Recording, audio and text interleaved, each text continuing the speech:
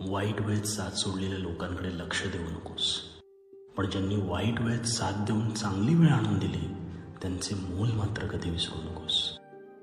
आणि अडचणी आयुष्यात नव्हे तर मनात असतात. ज्या दिवशी मनावर विजय मिळवाल त्या दिवशी आपोआप मार्ग निघेल.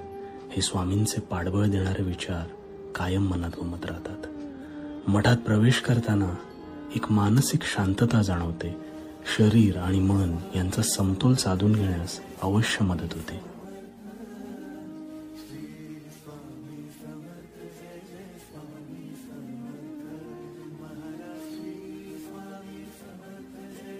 स्वामींच्या समोर डोळे बंद करून उभे राहिलो असता भिवू नकोस, मी तुझ्या पाठीशी.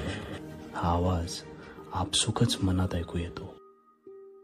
शारीरिक आंघोळ आपण नेहमीच करतो, पण मानसिक आंघोळ करावायची असल्यास वेळ मिळेल तेव्हा एकदा मठात येऊन जा.